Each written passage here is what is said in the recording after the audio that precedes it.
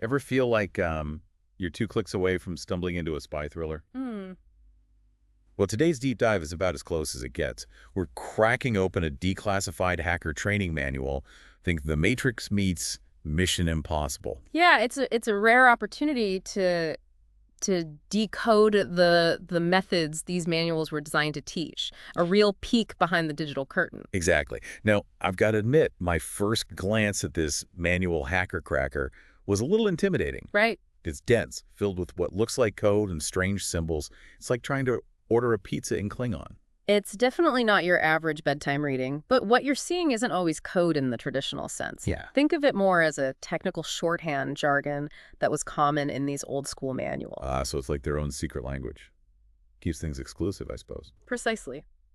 Yeah, it acted as a barrier against prying eyes.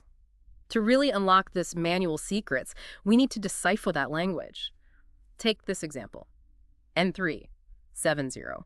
Meaningless to most, right? It looks like someone fell asleep on their keyboard. What Yeah. does that even mean? In the context of this manual and the systems they used back then, it translates to a simple command: end of file. End of file.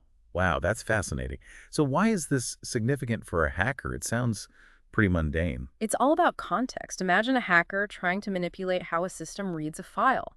By inserting an end of file command in the wrong place, they could potentially truncate data or even hide malicious code. Now that you mention it, even something as simple as an end of file command becomes quite powerful in the wrong hands.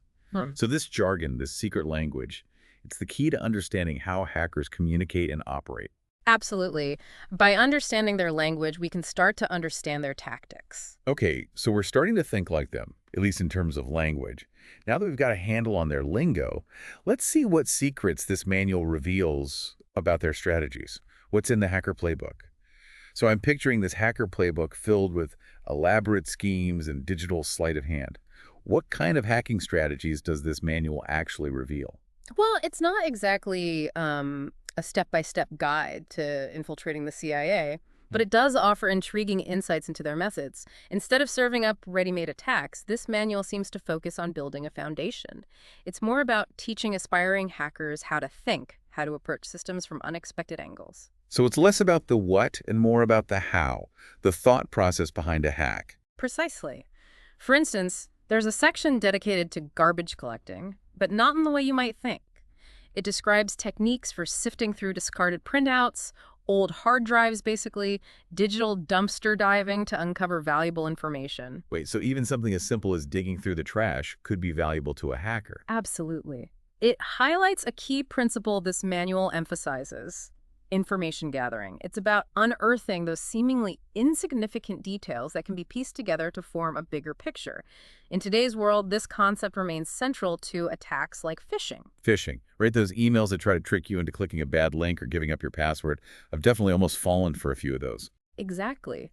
This manual emphasizes understanding human vulnerabilities just as much as technical ones. It even touches on techniques for manipulating people into revealing information, what we now call social engineering. Social engineering. That sounds more like psychology than hacking. And that's a crucial point. While this manual primarily focuses on the technical aspects, it hints at something equally important: the mindset of a hacker. Okay, let's unpack this. We've talked tactics, tools, secret languages. But you're saying there's more to it than just technical prowess. Absolutely. This manual may not delve deeply into the psychology of hacking, but it does offer glimpses into their thought processes. Take the section on exploiting vulnerabilities, for example. It encourages aspiring hackers to see systems not just for what they are, but for what they could be manipulated to do.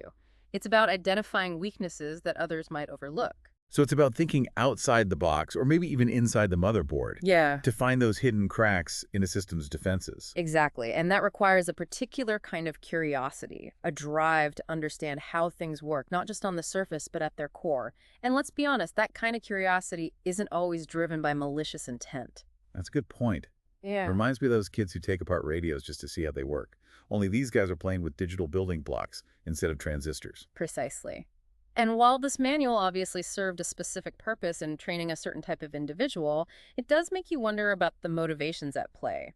Were they driven purely by a desire to exploit, or was there an element of intellectual challenge, even a thirst for knowledge? It's like the age-old question, are hackers born or made? Perhaps a bit of both. But what we can glean from this manual is that becoming adept at this requires dedication, a willingness to learn and adapt. It's a skill set, and like any skill set, it can be used for good or ill. So what's the biggest takeaway here? What have we learned about hackers and their methods from diving deep into this declassified training manual? We've learned that hacking is more than just breaking into systems. It's about understanding them, often better than those who built them.